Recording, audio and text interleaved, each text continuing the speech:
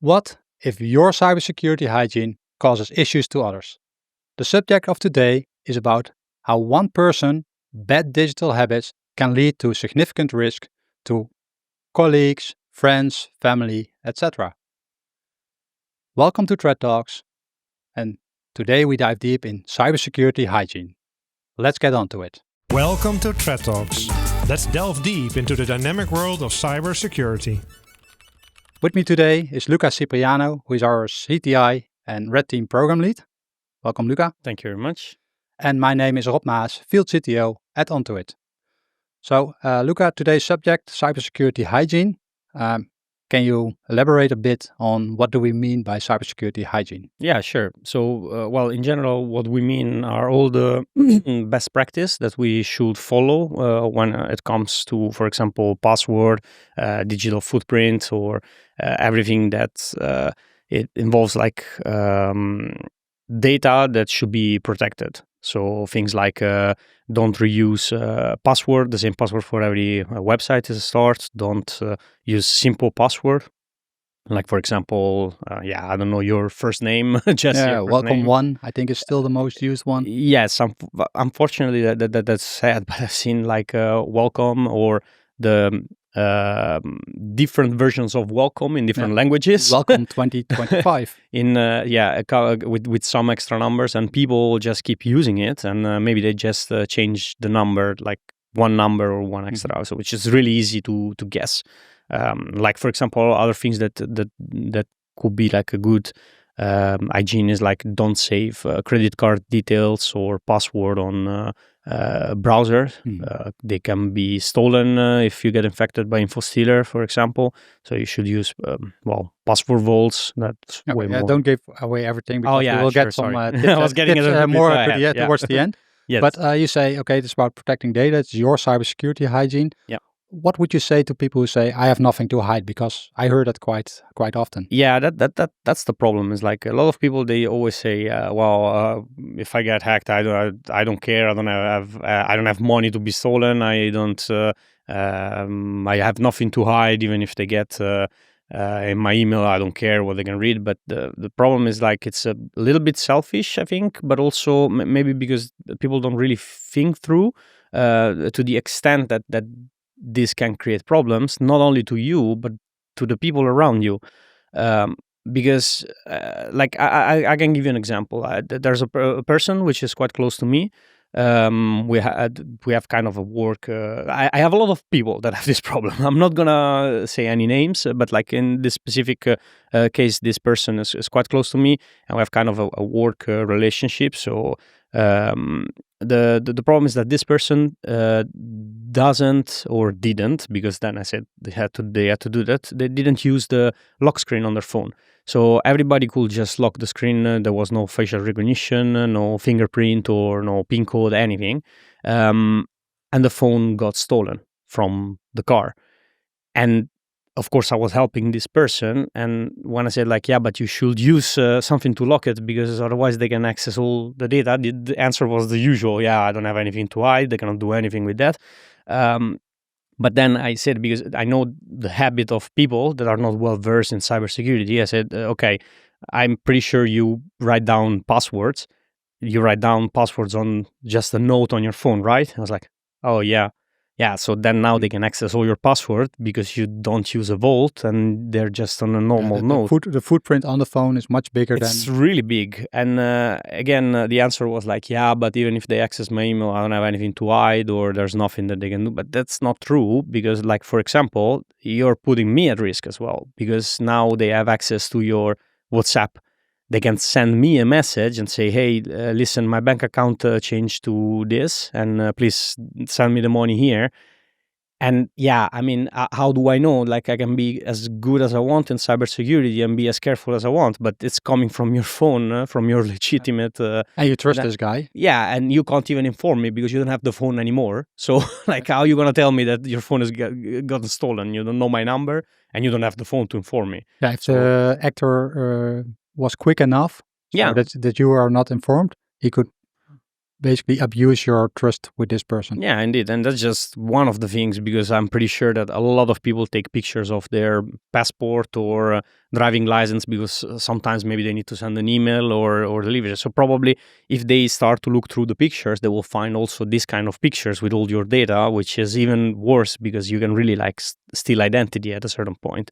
And I think that one of the biggest issues that people don't understand how important is your digital footprint and how many things you put in your phone and you put online nowadays. And especially your identity, I think, especially today where we have deep fakes, for example, we did an episode about it, how easy it is if you only have a few pictures of a person to impersonate that person, not only by text, but also by video or photos. Yeah, with AI, it's even like the imagination is the limit. You can do so many things nowadays that is even worse. Yeah, I think this example is a great bridge to how we came to the idea to do this episode. Because we also here at the SOC last week had an example. So what I want to do is go over that example that triggered us to record this episode.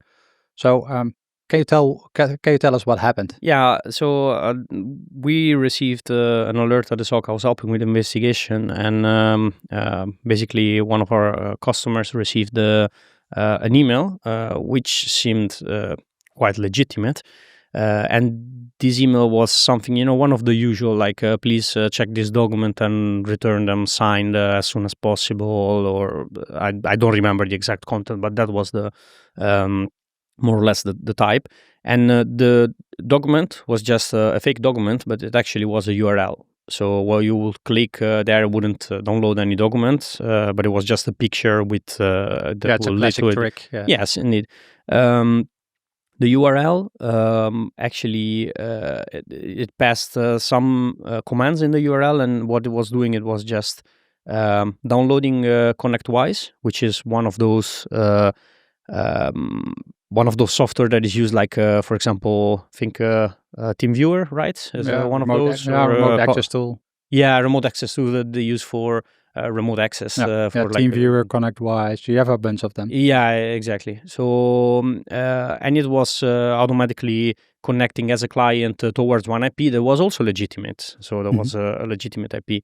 Of course, the user realized that something was wrong because, it didn't open any document, and something happened on their computer. So they informed. I'm not sure if you say quite easily, of course. I think a lot of people would ignore it or just don't pay attention to it. So we'll come to that with the tips. Let's say that they got suspicious because there was no document. In this case, this was probably the reason the customer contacted us and said, this happened on my PC, which looked suspicious. Please help us. Also, because the difficult part of this is that this kind of software are also used legitimate in the companies, and it happened that company also used that software for some IT remote session with the support. So they can blend in with normal tools, or maybe that are they used already in the environment. figured that out with the reconnaissance phase. Maybe this company is using this software, so let's make it as legitimate as possible. Indeed. So it shouldn't ring. It should ring less bells if it gets detected, because it's something that is normally used within the company. So that's why they use this kind of tools, and sometimes are a bit difficult to detect if the user doesn't really say, "Hey, something is wrong here." Yeah. So the customer called us, said, "Okay, please help us." What did we do? We started investigation. First of all, we tried to find if what happened on the host, if there was any trace. The normal kind of some light forensic, let's say, just to take a look at what was going on the host. But one of the things that I was helping with, it was trying to understand because the IP where it was connected, it seemed really legitimate, and the domain also, and the IP was registered to that domain, and it looked really like it was quite weird. It didn't look like it was spoofed. So I started to do some investigation, a little bit of OSINT, so some open source intelligence, and I checked on the dark web if there was anything related to data breach, and I noticed that this specific email address and that was associated to a domain was registered to a person, and it had something like was in 19 breaches, and I could retrieve 6 different passwords that were in these collections of data leak. And they were also reused in different data leaks. So you saw 19 leaks, 19 6 leaks, different passwords, yes, but also reused, a lot of reused passwords. Yeah, a lot of reused, and the password were really simple password, so not really complex. Maybe some letters was changed with number, but like, I mean, it was like a really pretty basic and short password. It could be guessed by an attacker. Hey, this will be probably the next password. Yeah, indeed. When you have like a few different iteration of password, and you know what is the logic of that person using the password, then you can easily create dictionaries which more or less go through all the variation that you could use next. Mm-hmm. So because you know the logic that you use when you choose a password. So it turned out when we passed all the information, of course, we didn't give the private details or the password of that we found, but we said like, hey, it seems, we think that the email is legitimate, and actually we found the password and a lot of details in a lot of leaks for this person. So that is most likely that maybe they used somebody's using his account, and that was the case. So that's in the end turned out, when you have a big company, you have a lot of contractors. For example, of course, the person that works at the IT or the SOC doesn't know all the contractors that are legitimate. And then when they checked, indeed, it was one of the legitimate contractors that got compromised. Okay, so this contractor probably had reused his password for yes, most likely, at least for his email, and therefore the attacker could read all his email, but also send on behalf, or not even on behalf, impersonating the attacker, and really send email as if he was the contractor. The contractor, yes, and this contractor had his own domain. So the domain was a contraction of the name and last name. So that was his private domain. So probably he also had a server hosting something, and they compromised many things. And I'll do all of this. The email the customer got looked really legitimate.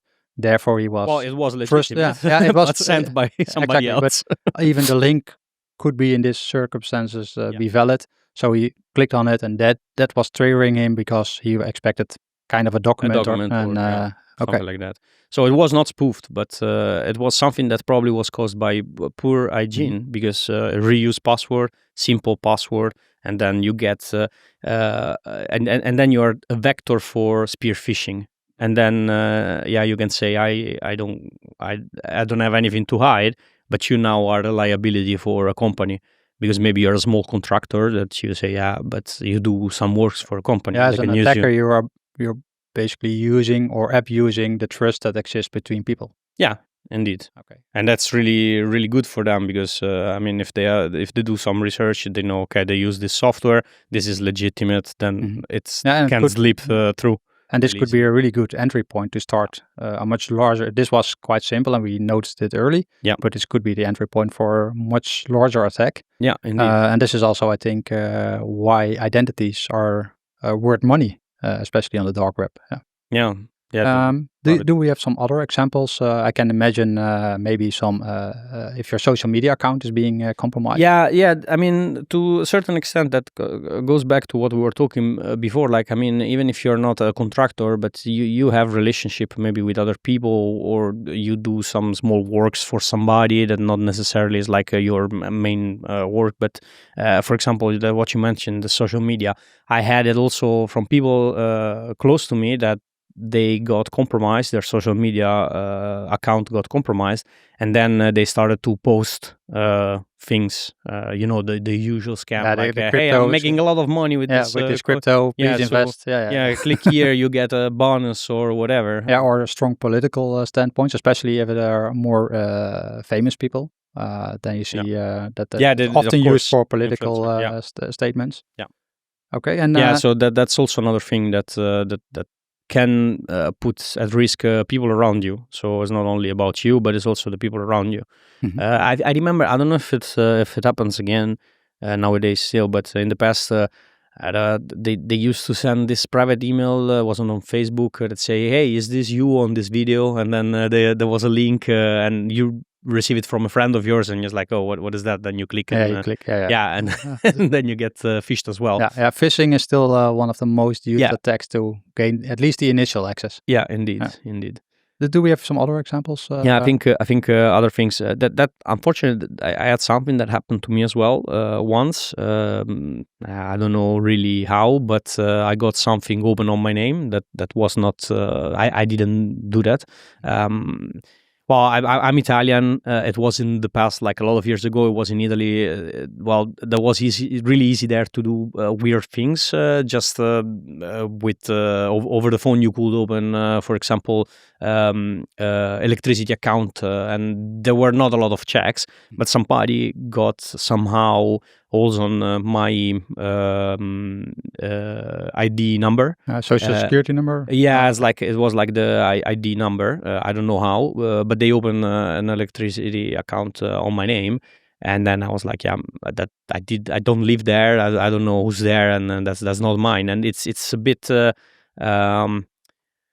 It's a bit annoying that then you need to go through all the phone calls to understand, hey, that's not me. You need to go and then maybe they got my ID number from some leak or somebody else that didn't handle my data in a good way. So it was not really like something, that you can prevent, but it can create. Another problems. example, I think that's especially holds stand today is shared work accounts, or at least work environments. So, for example, Google Workspace, you can log in at the same time.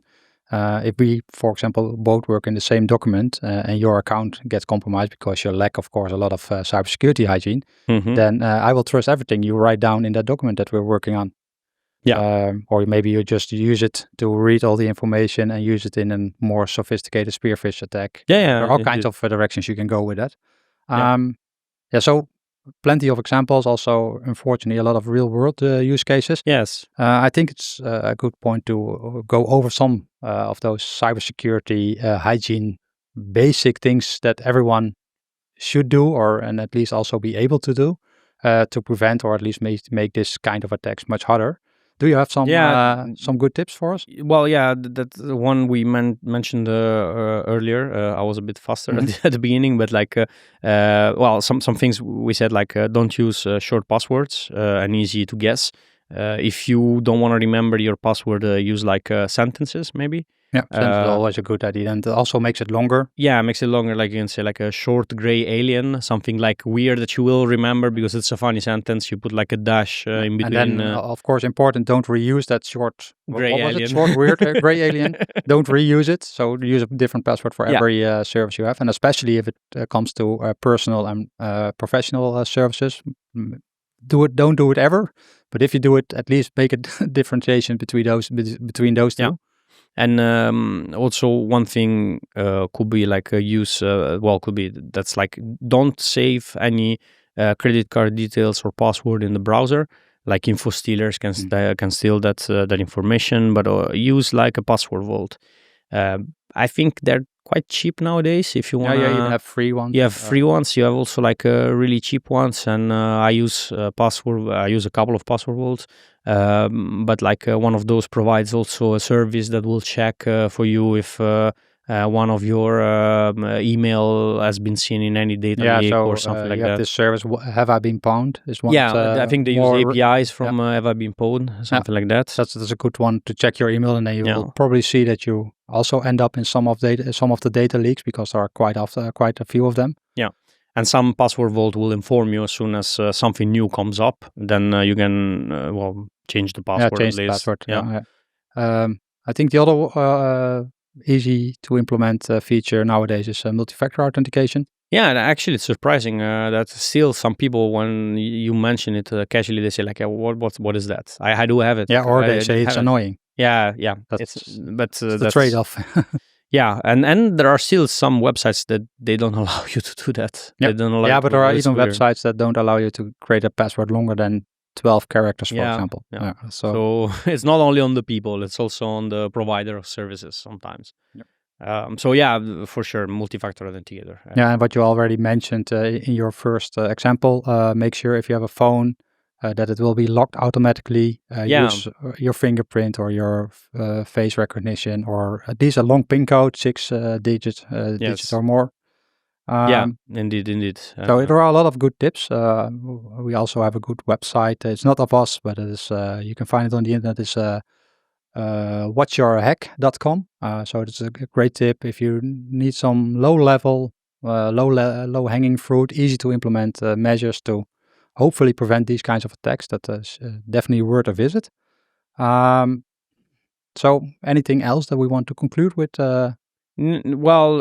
I think that the message here should be like sometimes maybe think about other people as well. Don't think only about yourself. I understand you don't care that you get hacked, but you should care about the people around you, because that you can become a liability for other people. So it's not only about you, but it's also about all the other people that they might be affected by that. Yeah, I think that's a very good conclusion. So cyber hygiene isn't just about you. It's about everybody who trusts you. And if you do a bad job, then you might affect them. So I think that's a very good conclusion. So to you listeners, think about who will trust you. What do you do about your cybersecurity hygiene? Save this episode if you want to spread the word and give your family, friends, colleagues also some tips. So give them this website, this episode or the website we just mentioned. So watchyourhack.com. And if they do a better job, they will also improve your security. So with that, thank you. And if you like what you saw, please like and subscribe. See you next time. Thank you for listening to Threat Talks, a podcast by Onto-It Cybersecurity and AMS-IX. Did you like what you heard? Do you want to learn more? Follow Threat Talks to stay up to date on the topic of cybersecurity.